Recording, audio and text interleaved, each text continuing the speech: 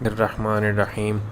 حضرت صہیب الرومی رضی اللہ تعالیٰ عنہ فرماتے ہیں کہ رسول اللہ صلی اللہ علیہ وآلہ وسلم نے فرمایا کہ تم سے پہلے لوگوں میں ایک بادشاہ گزرا ہے، اس کے پاس ایک ساحر یعنی جادوگر تھا۔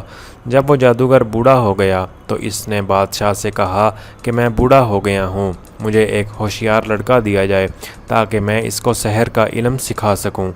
چنانچہ بادشاہ نے اس کو ایک لڑکا علم سحر سیکھنے کے لیے دے دیا۔ اس کے راستے میں ایک راہب یعنی کہ عیسائی پادری رہتا تھا۔ وہ لڑکا اس کے پاس آنے جانے لگا۔ اس کو راہب کی باتیں اچھی لگنے لگیں۔ جب بھی ساحر کے پاس جانے کے لیے نکلتا تو اس راہب کے ہاں ضرور جاتا، اس کی صحبت میں بیٹھتا۔ اور جب ساحر کے پاس پہنچتا تو وہ اس کو دیر پر آنے پر مارتا۔ لڑکے نے راہب سے اس بات کی شکایت کی تو راہب نے کہا کہ جب تجھے جادوگر سے کوئی خطرہ ہو تو کہہ دیا کرو میرے گھر والوں نے مجھے روک لیا تھا، اور جب گھر والوں سے ڈر ہو تو ان سے کہہ دیا کرو کہ مجھے جادوگر نے روک لیا تھا۔ سلسلہ یوں ہی چلتا رہا۔ ایک دن اس لڑکے نے دیکھا کہ کسی بڑے چوپایا نے لوگوں کا رستہ روک رکھا ہے۔ اس نے کہا کہ آج معلوم ہوگا ساحر افضل ہے یا راہب۔ چنانچہ اس نے ایک پتھر ہاتھ میں لے کر دعا کی کہ اے اللہ، اگر راہب کا دین سچا ہے تو یہ جانور میرے پتھر سے مارا جائے تاکہ لوگوں کو گزرنے کا راستہ مل سکے۔ یہ کہہ کر اس نے وہ پتھر مارا اور وہ جانور ہلاک ہو گیا اور لوگوں کو گزرنے کا راستہ مل گیا۔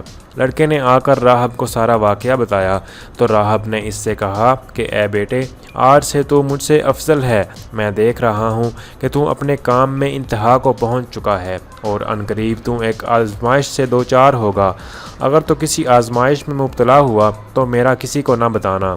وہ لڑکا پیدائشی اندھے اور برس کے مریضوں کو ٹھیک کر دیتا تھا اور لوگوں کا دیگر امراض کا بھی علاج کرتا تھا۔ بادشاہ کے ایک مصاحب کے پاس اس نے اس کے متعلق سنا جو کہ نابینا تھا، تو وہ بہت سارے ہدیے اور تحفے لے کر اس لڑکے کے پاس پہنچ گیا اور کہنے لگا اگر تو مجھ کو شفا دے دے تو یہ سب کچھ تیرے لیے ہوگا۔ لڑکے نے کہا کہ میں کسی کو شفا نہیں دیتا، شفا تو اللہ تعالیٰ ہی دیتا ہے۔ اگر تو اللہ پر ایمان لانے کا وعدہ کرے تو میں اللہ سے دعا کروں گا، وہ تجھے شفا دے دے گا۔ وہ آدمی ایمان لے آیا تو اللہ تعالیٰ نے اس کو شفا دے دی۔ پھر وہ اپنے بادشاہ کے پاس آیا، اس کے پاس اس طرح بیٹھا جیسے پہلے بیٹھا کرتا تھا۔ بادشاہ نے اس سے پوچھا کہ تیری بینائی کس نے لوٹائی؟ اس نے کہا کہ میرے رب نے میری بینائی لٹائی ہے۔ بادشاہ نے کہا کہ کیا میرے سوا بھی تیرا کوئی رب ہے؟ اس نے کہا ہاں، میرا اور تمہارا رب اللہ ہے۔ بادشاہ نے اس کو پکڑا اور اس کو برابر سزا دیتا رہا، یہاں تک کہ اس نے بادشاہ کو اس لڑکے کا پتہ بتا دیا۔ چنانچہ لڑکے کو لایا گیا۔ بادشاہ نے اس سے پوچھا کہ اے بیٹے، تم اپنے شہر میں اس کمال کو پہنچ گئے ہو کہ پیدائشی اندھوں اور برس کے مریضوں اور دوسرے لا علاج مریضوں کو ٹھیک کر دیتے ہو؟ لڑکے نے جواب دیا کہ میں کسی کو شفا نہیں دیتا، شفا تو اللہ تعالیٰ ہی دیتا ہے۔ بادشاہ نے اس کو پکڑا اور اس کو برابر سزا دیتا رہا حتیٰ کہ اس نے راہب کا پتہ بتا دیا۔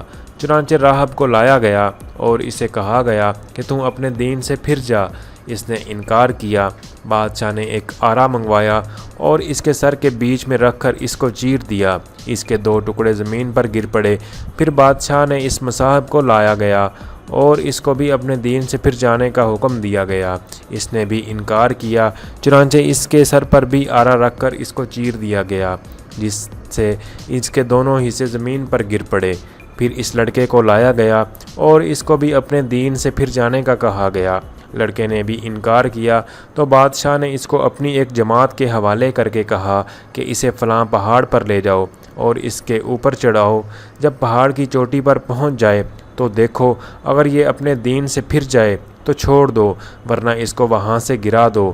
چنانچہ وہ لوگ اس لڑکے کو لے کر اوپر پہاڑ پر چلے گئے اور اس لڑکے نے کہا کہ اے اللہ، تو مجھے ان لوگوں سے بچا جیسے تو چاہتا ہے۔ چنانچہ وہ پہاڑ ہلنے لگا اور وہ سارے اس سے گر کر ہلاک ہو گئے اور لڑکا صحیح سلامت بادشاہ کے پاس چلا گیا۔